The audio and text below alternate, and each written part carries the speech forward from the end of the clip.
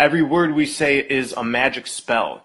So spelling, spellcasting, has been specifically used to denigrate ourselves. We are born into this world. Born comes from the English word barren. Today's definition of barren is unfruitful, bleak, and lifeless. Our children, as designated by our language, aren't even ours.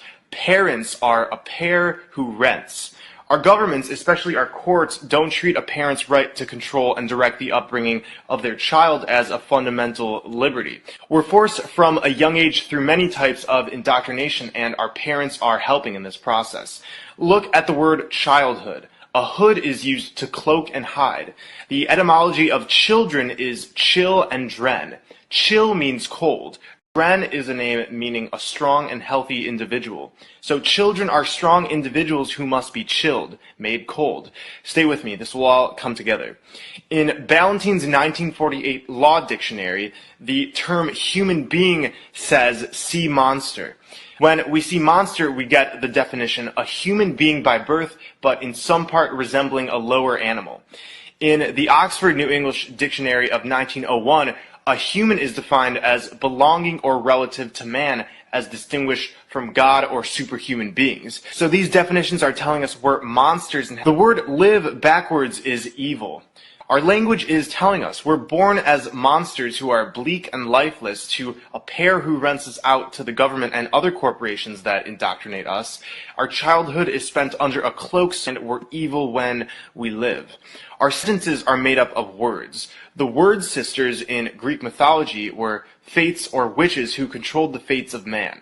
Every word we say directly affects our reality and ultimately our fate. The Egyptian deity Thoth is said to have invented language and writing. The original purpose was to use words for magic. The words write and write are pronounced the same. A rite is a ceremony or ritual.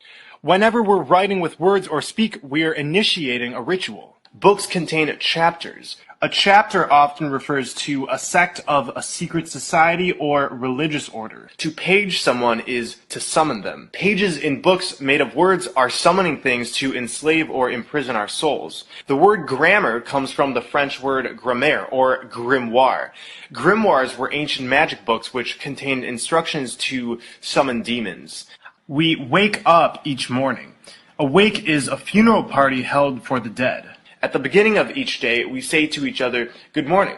Mourning is what you do when you're sad for the loss of someone or something, by calling it a good morning. It's pretty masochistic if you ask me. We then go to work at our occupation. When we occupy something, it can mean being occupied by a military force, like in war. Many occupations are focused on money and the dog-eat-dog mentality. The dollar bill comes first before the environment or even each other. Therefore, we are committing war against each other during each day we work our occupation. We are the military occupiers. An urn is for the ashes of the dead. For the average 9-to-5 worker, it would have to be one of the weekdays in order to earn a living.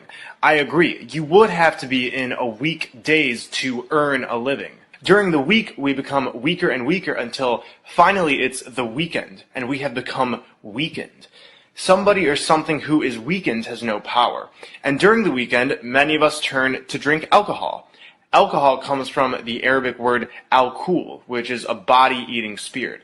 It's also the source of the word ghoul. We drink booze or booze. Booze are synonymous with spirits who scare you, but what can you expect when you're drinking spirits? Alcohol has always been a medium for entities to flow through, and the effects in part demonstrate this.